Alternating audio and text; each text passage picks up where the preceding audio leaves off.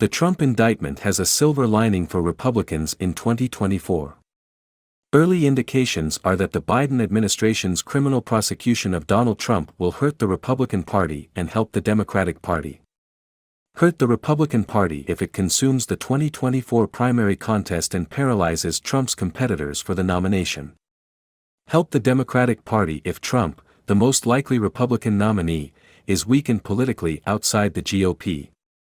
Polarization is good politics for Democrats in the Trump era, at least it was in the 2022 midterms, when liberal groups deliberately supported MAGA candidates in Republican primaries who were easier for Democrats to dispatch in general elections.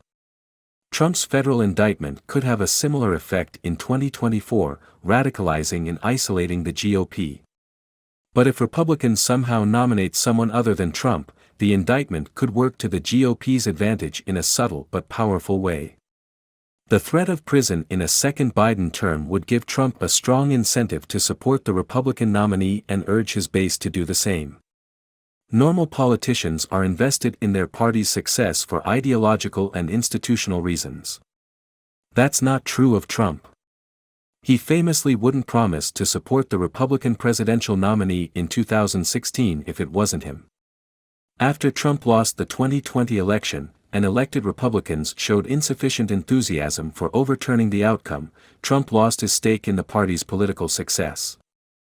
That was evident in the January 5, 2021, Senate runoffs in Georgia, where Trump nominally campaigned for incumbent GOP Senators David Perdue and Kelly Loeffler, but also told his voters that the 2020 election was rigged.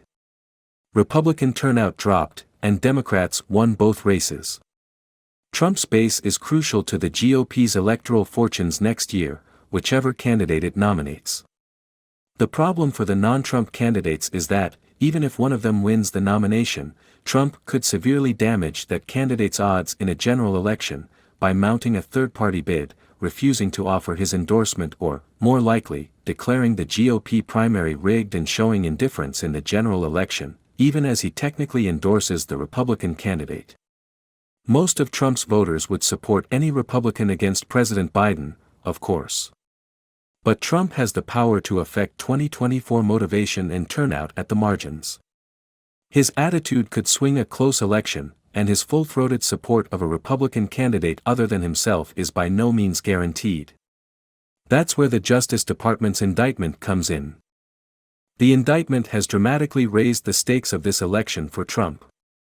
The 37 charges related to mishandling classified documents and obstructing the investigation into those documents could send the 77-year-old Trump to prison for the rest of his life if he's convicted, and he knows it. Trump's most certain path to beating the charges is winning the White House himself. Under Justice Department policy, a sitting president can't be prosecuted. Failing that, Trump's best bet is for another Republican to win.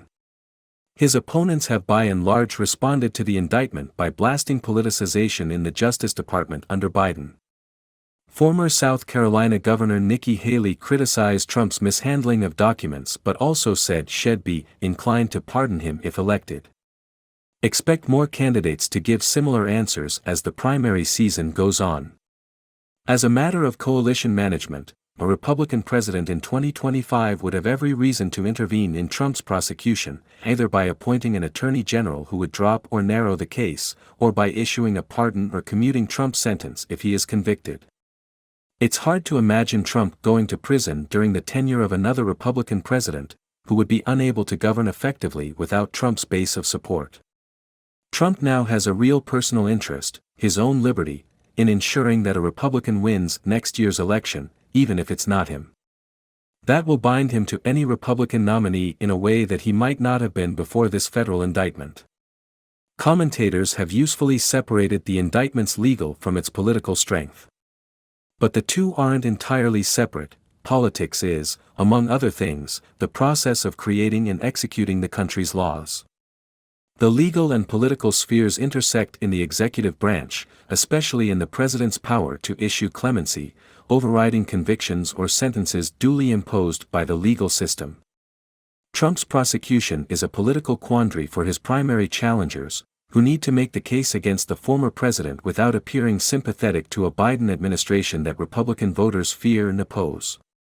But in the event that one of them succeeds, the indictment will play a different political role in the general election. By putting at risk something even more fundamental than his status and ego, Trump's prosecution would force his loyalty to a new standard-bearer for the GOP.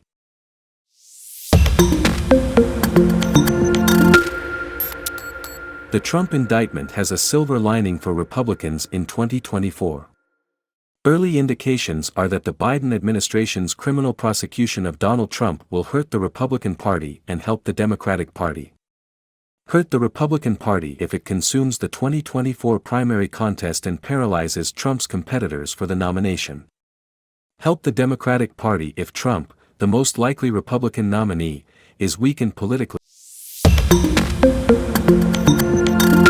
The indictment can only hurt Trump. Even his loyal supporters will understand that his mishandling of documents endangered U.S. security.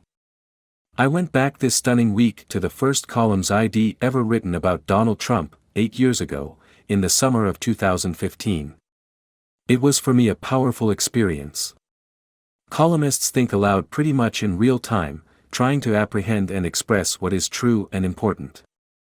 They'll speak of some of what I read and then go to the criminal indictments. In early July, just after his announcement, I saw him this way.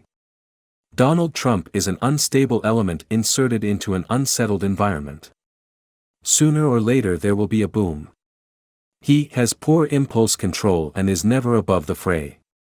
He likes to start fights. That's a weakness. Eventually he'll lose one. But Donald Trump has a real following, and people make a mistake in assuming his appeal is limited to Republicans.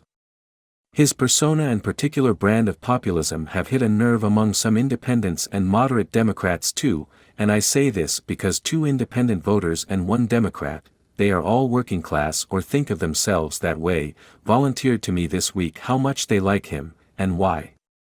This is purely anecdotal, but hayrase what they said. They think he's real, that he's under nobody's thumb, that maybe he's a big mouth but he's a truth teller. He's afraid of no one, he's not politically correct. He's rich and can't be bought by some billionaire, because he is the billionaire. He's talking about what people are thinking and don't feel free to say. He is a fighter. People want a fighter.